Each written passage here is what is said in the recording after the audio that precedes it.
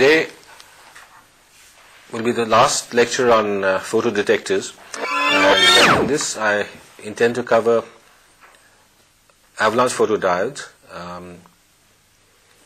Then I'll go on to a discussion of metal semiconductor diodes, QIPs, quantum well infrared photodetectors, and finally, if I have the time, I'll talk a little bit about phototransistors. I gave the basic principle of avalanche photodiodes last time.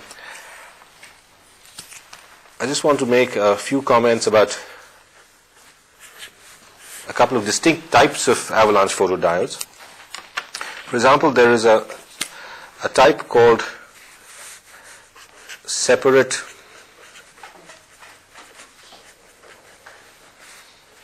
avalanche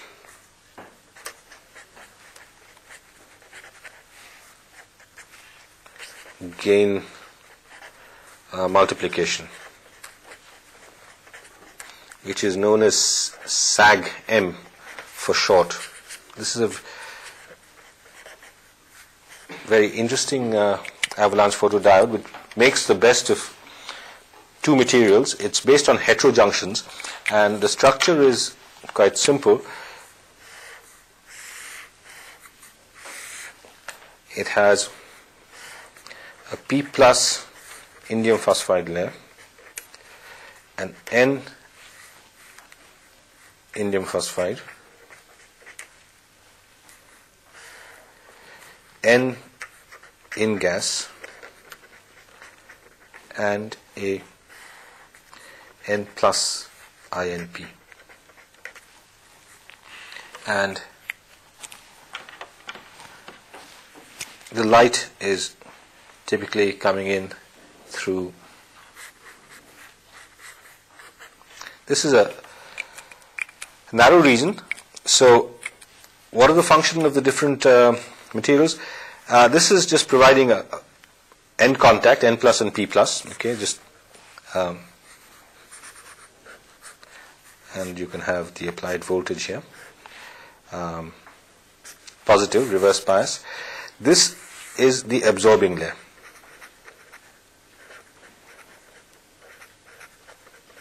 And you know, in gas has a band gap of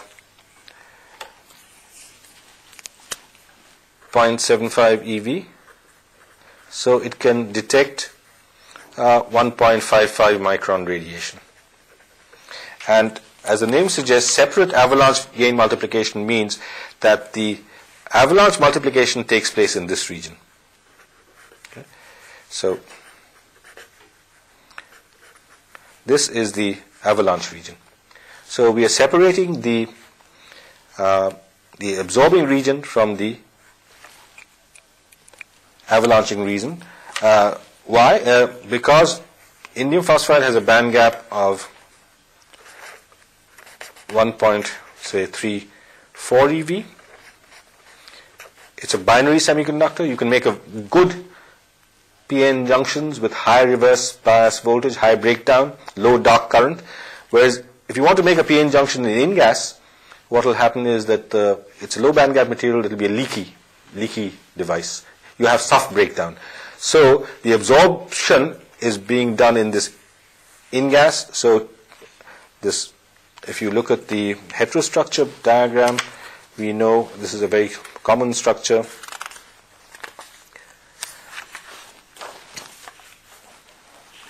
In gas has IN 0.53, gallium 0.47, arsenic, which lattice matches to indium phosphide. This has a band gap of 0.75 eV, and indium phosphide has a band gap of 1.35 eV. So the difference is 0.6. Where does the difference go? The difference goes only 0.2 goes there and 0.4 goes here. Okay, so just depicting it, delta EC is about 0.2 electron volts, and detector EV is about 0.4 electron volts. This comes from Anderson's rule, or the heterojunction band discontinuity rules, and this is 1.35. Okay. So one can have, the PN junction is here.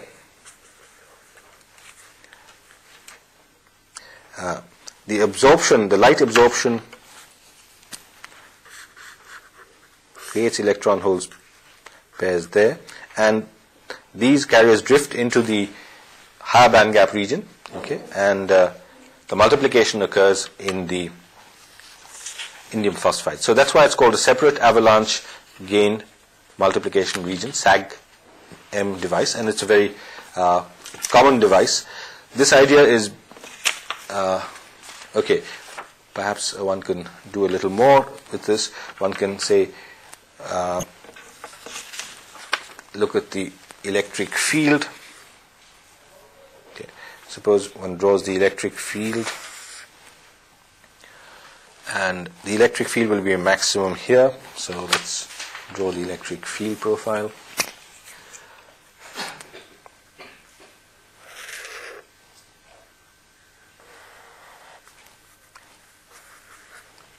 And there will be this is the I region, okay, so there will be a weak field there, and okay, so this is the high field region where this avalanching is taking place, okay, and the field here is typically something like 1.5 10 to the power 5 volts per centimeter. So by choosing the dimensions, the width and the doping concentration, this is tailoring the electric field profile so as to get avalanching the avalanching occurs perhaps only in this region, okay, high field region. A narrow avalanche region has an advantage that the carriers are all, okay, you can think of the reason, if all the carriers are produced here, okay, then the dispersion in time, they will all, suppose they're produced over a large region, then there will be a greater time spread, okay, whereas if they're all produced in the same region, then they will all move at the same velocity and the time spread will be less. These are conventional devices. Let's go on to sort of advanced devices which, yeah, they're pretty high speed, yeah, and used for fiber optics. Let's look at new types of APDs which involve band structure engineering. So far we've shown that noise, alpha n by alpha p is a very important parameter for noise, for looking at the gain, etc. Now, can we change this alpha n by alpha p? Well, Capasso suggested a structure of this type using, obviously, heterojunction or superlattice.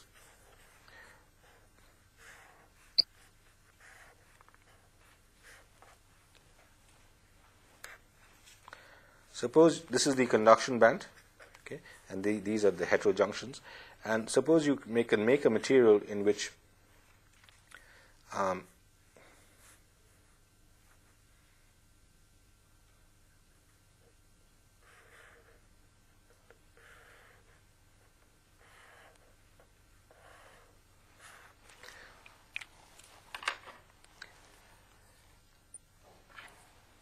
this is EV. So what is the idea? The idea is that we have finite delta EC, which is almost equal to the, ideally we would like it to be equal to the energy required for electron avalanching, whereas delta EV can be almost zero. Okay? So as a result, what happens when an electrons are moving downhill, this is under bias, okay, this is positive, this is negative. Electron, when it drops, it gains in energy, okay, it may create 2 electrons by avalanche ionization. Here it will drop in energy and create 4 electrons, okay, and here, and so on. So what is happening is that alpha n is artificially increased and alpha p remains constant, because what happens to the holes, and the holes created here, okay, some holes are created here, okay, and since delta EV is very small, okay, there is not much chance, not much probability of holes causing ionization. So we are artificially, this is an artificial structure in which we are increasing alpha n, okay, and reducing alpha p. Remember, for low noise, we want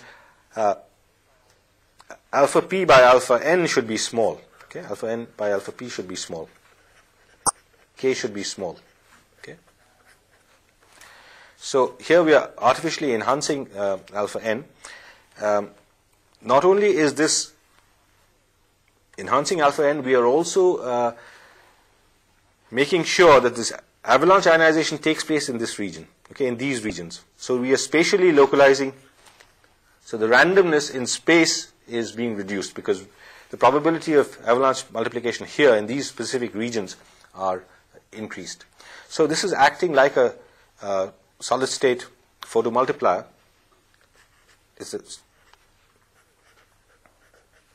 And one can show that the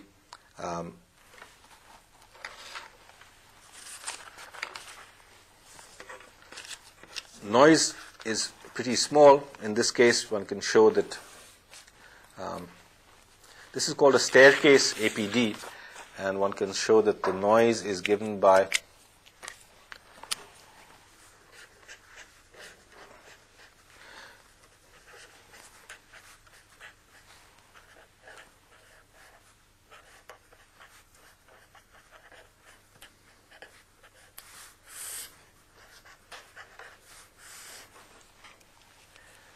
where n is the number of steps in the staircase, and delta, we are saying that, okay, if you have 1 electron, here ideally we should get 2, but there may be certain loss, so it's 2 minus delta, okay, where delta is a small quantity. Okay, so what do we find? That if delta tends to 0 in this expression, f and delta tends to 1, okay, and it's independent of n, which is quite interesting. Take the other case. Suppose delta tends to 1. Okay, what does that mean? That means that there's no avalanche multiplication. 1, 1, 1. Okay, then also f and delta, if you just substitute, is equal to 1. Okay. Why? Because there is no avalanche multiplication.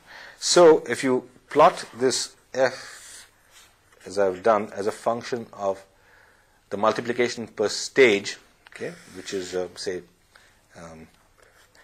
2 minus delta. Okay, here delta is equal to 1, and here delta is equal to 0. Then what is this f noise factor? How does it behave? It goes like this for n is equal to 2, n equal to 5,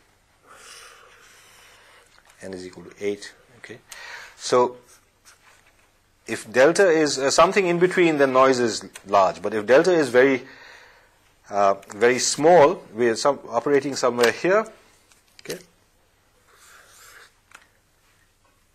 Okay, then the gain multiplication, this is m, okay, multiplication per stage. If m is equal to 2, then you see that f is almost equal to 1. So this is the less than f equal to 2 for the ideal APD. And this is behaving almost as like a photomultiplier. Okay, why? Because like a photomultiplier, it's only electrons that are being multiplied. There are holes are not playing any role. Now, to give you the complete story, this was predicted by Capasso in Bell Labs, and there is conflicting evidence as to whether this works or not. This is a model, but the experiments are still rather divided as to whether this idea is very interesting, but whether it works or not is still a little controversial. Okay, let me get into the next type of very simple device. That's the metal semiconductor metal photodiode or a Schottky diode. One can have Schottky, or if you have two Schottkys back to back, then you have what is known as a metal semiconductor metal diode. Okay, these are obviously one of the first diodes that were made, and they're very simple in principle because what is the basic idea? The basic idea is that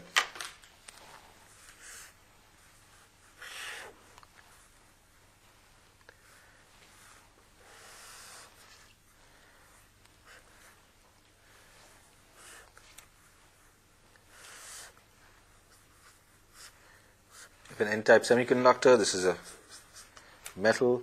If you have light coming in, you get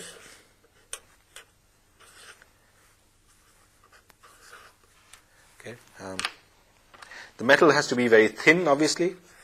Okay, so semi-transparent gold film, or it could be a transparent conductor. Okay, and the holes, then whatever they are, only a few holes are there in this material. So it's mainly a majority carrier device. Okay, and this is EVBI plus the applied voltage. Okay, this is N-type semiconductor, so this is positive, so under reverse bias. What is the advantage of such a device? It's a majority carrier device. Mainly these electrons, which are so no minority carrier, lifetime effects, so it's very fast. Has shown operation up to 150 gigahertz, and the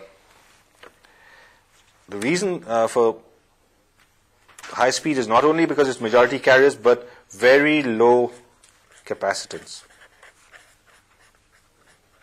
Okay.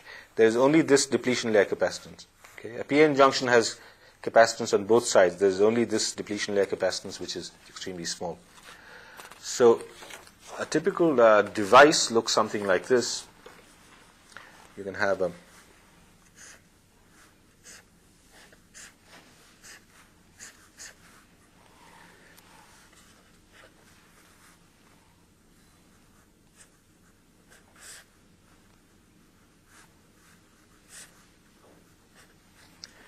okay.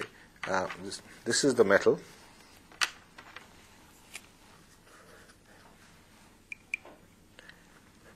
This is obviously you have to have this anti-reflection coating. This is the contacts, metal contact to this underlying metal, and we want a depletion layer. So it's N minus depletion layer. It's made a meso geometry for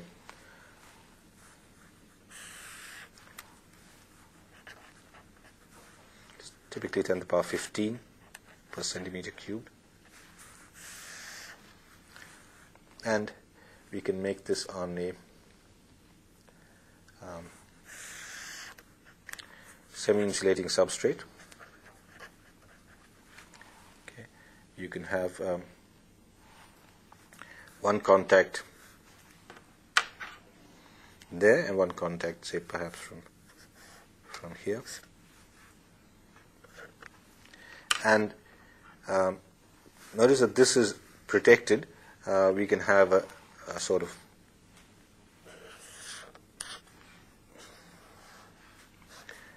dielectric SiO2 passivation. So these are very fast devices. If you have a very small area, it's very high speed. But suppose you want to increase the area, then you can have devices like this. You can make this is an interdigitated structure.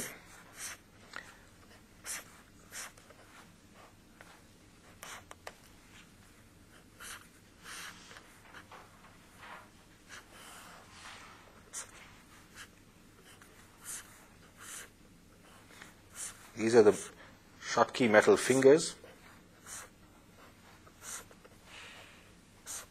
Okay, so this is all metal, this is metal. This is two back-to-back MSM detector. Advantage of this is, of course, that's completely planar, thin film technology, no diffusion, and very low capacitance. And you can have, you can control the area depending upon this geometry. So these are some of the very fast devices that are available for detection of very ultra-fast laser pulses. These are about the best, and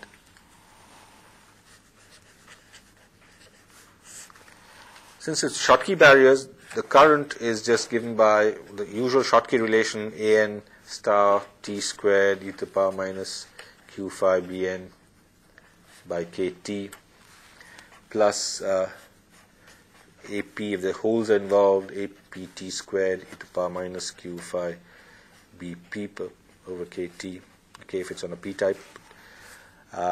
So very fast, good for optoelectronic integrated circuit applications, because you can make the device after you've processed the entire wafer.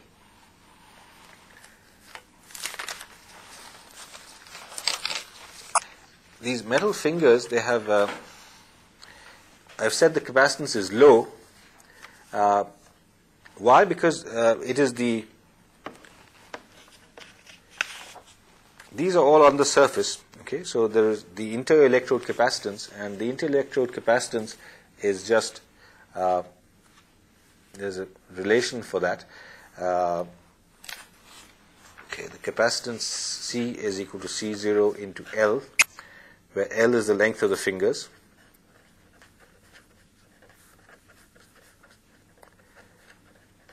C0 is the gap capacitance per unit length, pretty straightforward. And one can actually model this C0. It turns out to be just epsilon 0, 1 plus epsilon S, K by K dashed. These sort of structures are used in microwave devices very often, where K and K dashed can be calculated. They are elliptic integrals, the function of L and W. Okay. Here, L is the finger length, okay, and W is this gap spacing. And if you work this out, it turns out that for L is 3 microns. Epsilon 0 is, C0 is only 0.16 pf, okay, for gallium arsenide. This is about 4 to 5 times better than a PIN diode capacitor. This is 1/4 of a PIN diode capacitance with same area. So RC time constant for this is going to be very small, and one can draw the equivalent circuit of this.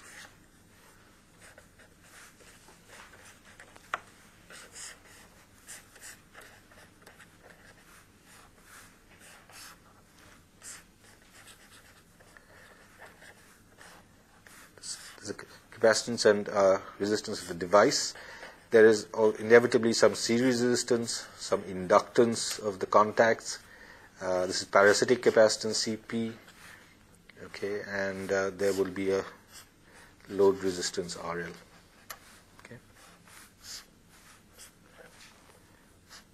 CP parasitic capacitance is less than 0.1 picofarad. CPD is the diode capacitance. RD is diode resistance, which is very large, 100 megohms. Series resistance is quite small, made 50 ohms. Load resistance is also made about 50 ohms. L is about 0.1 microhenry. For L less than 1 micron, one can make these devices. You can have a cutoff frequency 20 to 50 gigahertz. So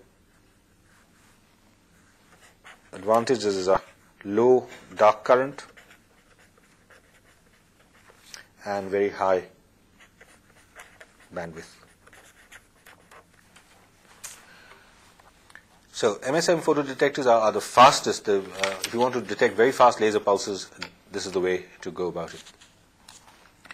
However, since their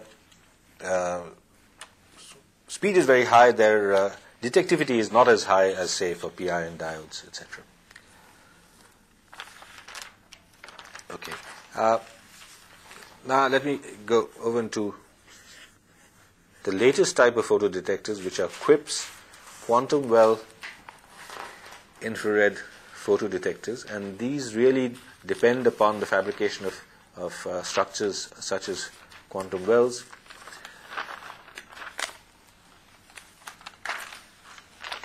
In which basic principle is that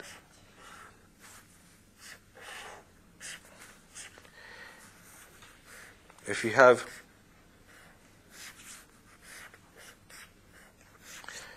two materials, say aluminium gallium arsenide, aluminium 1 - X, gallium X, and gallium arsenide with different band gaps, lattice matched, you can form a quantum well. This is delta EC, and this is delta EV. And as a result, if the well width is, say, W, if W is very small, you have the electrons localized in the well, where the energies are given by the usual Schrödinger equation problem. En is equal to 8 squared by 8 m star effective W squared. Okay. So for n squared, 8 squared. Okay. So for n is equal to 1, 2, 3, etc., you get a series of levels. For holes, you will have levels corresponding to heavy holes, which, since m star is large for heavy holes, you will get, and for light holes,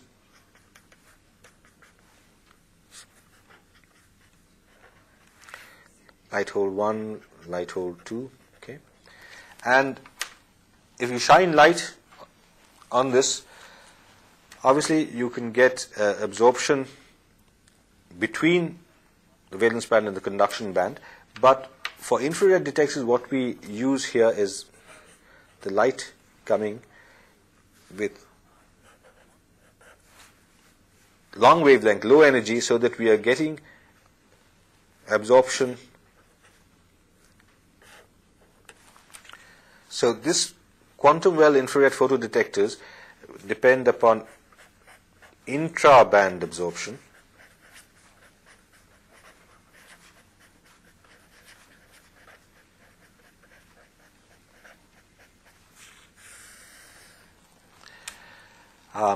And since this W can be tailored by controlling, the energies can be tailored by controlling W, you can match the response of the detector to that of the incoming radiation. When you apply a voltage across a device, what is the band structure like? The band structure then obviously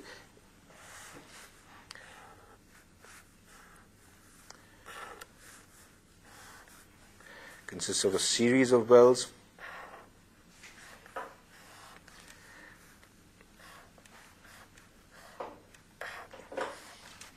Okay, and the continuum, the vacuum level is somewhere there. Typically well width could be something like 40 angstroms. And the barriers, this is W, and the barrier width is typically something like 500 angstroms. So the barriers are separated, the wells are separated by the barriers. And the actual energies are, say, like that. Okay. And when light comes along, these electrons can get into an excited state, or they can go directly over the barrier and into the continuum, and the electrons will be then collected here at the end of the device. So here we have gallium arsenide wells, gallium aluminum arsenide barriers. Why do we use multiple wells? The reason is quite obvious, that the well thickness being very small, the actual amount of optical absorption in a single well is obviously going to be small. So we have to use a large number of wells. We can optimize the number of wells to get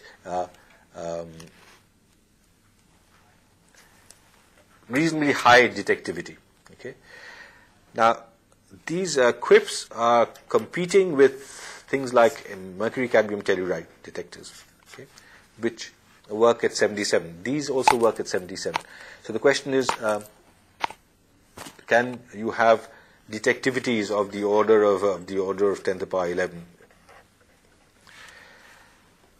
Well, it turns out that because the absorption is not as strong, the detectivities for quips are of the order of about 5 10 to the power 10. Okay, not quite as good as MCTs. Okay. But on the other hand, the advantage is that since you have discrete energy levels, okay, not like in a bulk semiconductor where you have bands, the response is tuned. The response is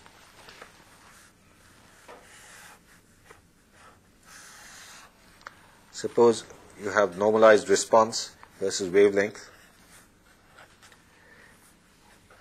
Okay. For a particular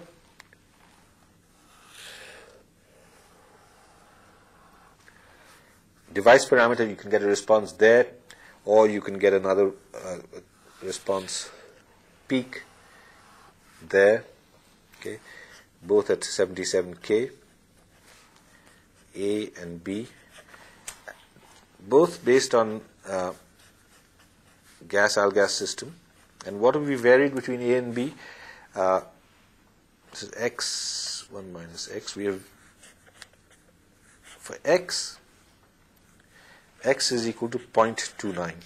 Okay, so we have more aluminum, so delta ECs are larger. So here the peak is at 7.8 microns. Okay, this is 7.8. The cutoff is 8.4 microns. Okay, I've drawn it a little. Okay, the cutoff is rather steeper. And the responsivity is of the order of about 1 ampere per watt, quite high. Why? Because corresponding to this X, the barrier height, E barrier, is 0.36 electron volts, okay, the heterojunction barrier. For B, if we reduce X to say 0.25, okay, the barrier is reduced to about 3 electron volts. So lower energy radiation can be detected. Lambda P is in this case 9.8 microns. Lambda C is 10.7 microns. And responsivity, because it's a longer wavelength, okay, responsivity is slightly higher. Responsivity, remember, is proportional to lambda, okay, into 1.24. So 1. So this is a typical gas-al-gas system, okay, in which just by controlling the value of X, the aluminium content, one can shift the response. And notice that the response is peaked, so you can have tuned detectors which respond to a particular wavelength and exclude other wavelengths. There's been a lot of work on trying to perfect the operation of these detectors. For example, the detectivity has been studied as a function of doping concentration, and there is a sort of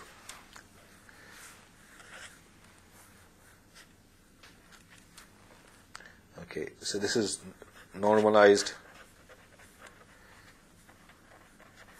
doping concentration in the wells, and it's found that this D star has a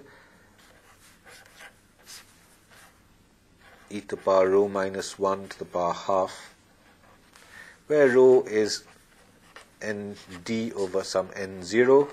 Remember, these are two-dimensional devices, so this N0 is a sort of background. It depends upon the two-dimensional density of states, m star kt over pi h squared. And in this case, for example, it's found that the optimum, Nd optimum, is about 7.4 into 10 to the power 17 per centimeter cubed.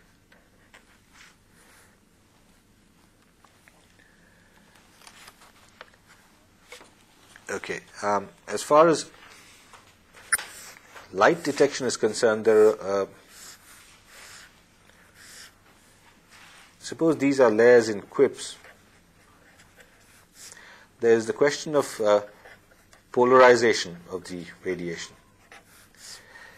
If you have light coming vertically like that, okay, then the polarization can either be like that or like that. Both, if the light is vertical, then the polarization is parallel to the planes. Okay, so in this case, for n quips,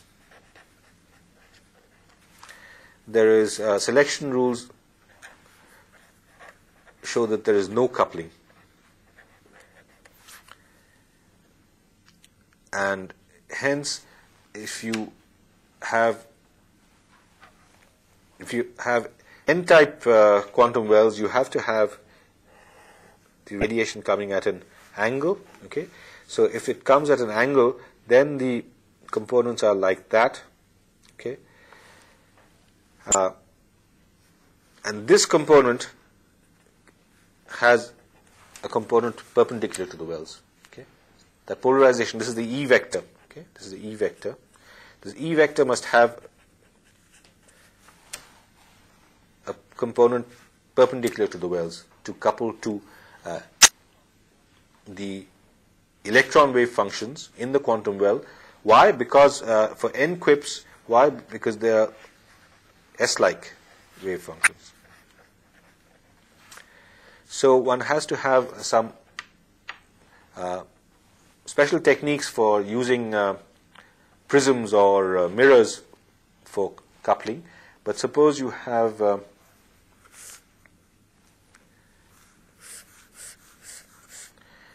p quips,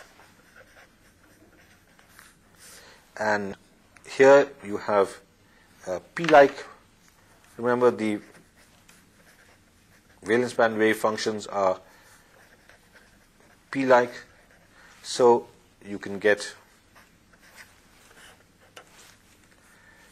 direct coupling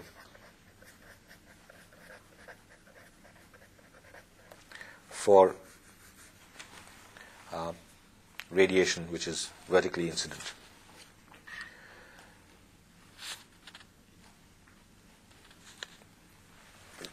So this is normal incidence,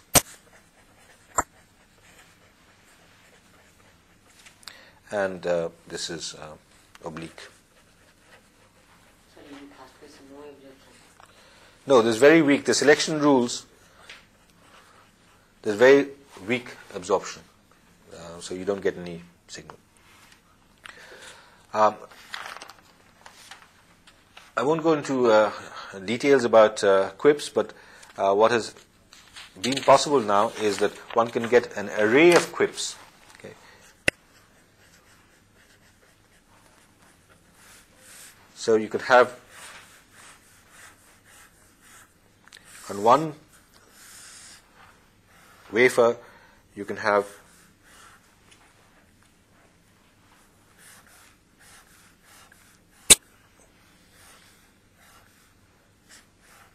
okay. So here you have the width W1, here W2, and here W3. Okay. So if you have this will detect lambda 1, this will tune to detect lambda 2, and here you can have detect lambda 3. Okay. So you have what was otherwise quite impossible, you have multi-wavelength detection.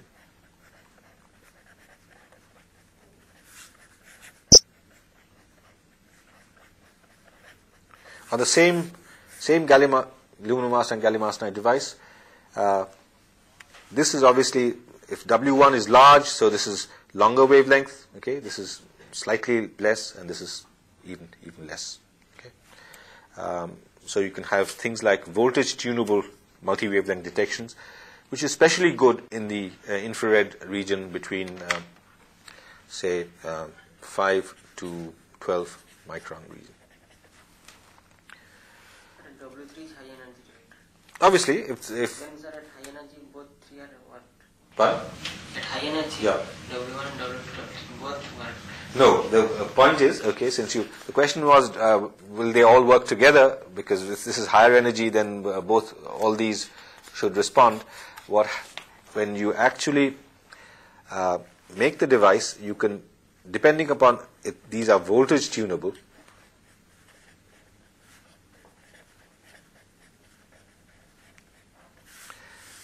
So at one voltage, okay, the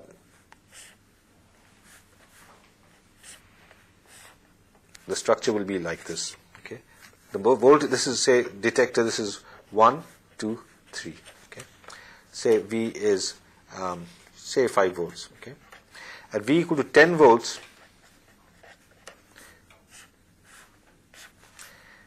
okay, 3, 2, 1, and at V equal to 15 volts, the voltage applied will be like that. Okay, 1, 2, 3. Sir, how this is possible? This is possible. It's being done, but you can choose the resistance and the electrical properties of this of the quantum well such that so this is active at high voltages. This is active. Okay, at medium voltages this is active, and at low voltages this is active. Okay? So this is multi-wavelength voltage tunable devices which are being. I'll conclude there. I have not discussed things like phototransistors, photo FETs.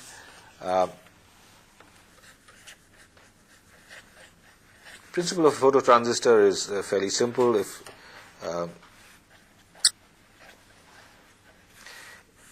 If you have light incident on the base, phototransistors will give you gain. Okay. If the beta is high, okay, low noise because there's no avalanche multiplication, but there is nevertheless gain. But since the base collector capacitance is high, okay, you have relatively slow speed. So these phototransistors are okay for up to a few hundred megahertz, but the limit is, say, something like maybe at the best a few hundred megahertz or something. Okay, not even that. So they're not of great use in optical fiber communication. The other devices that are obviously used are, you can have photo FETs, which suffer from some of the same drawbacks, and of course the mainstay in silicon technology are CCDs, which are large area devices based on silicon oxide, large area for imaging. These are extensively used nowadays. So that brings me to an end on the discussion of photodetectors. After this, I'll take up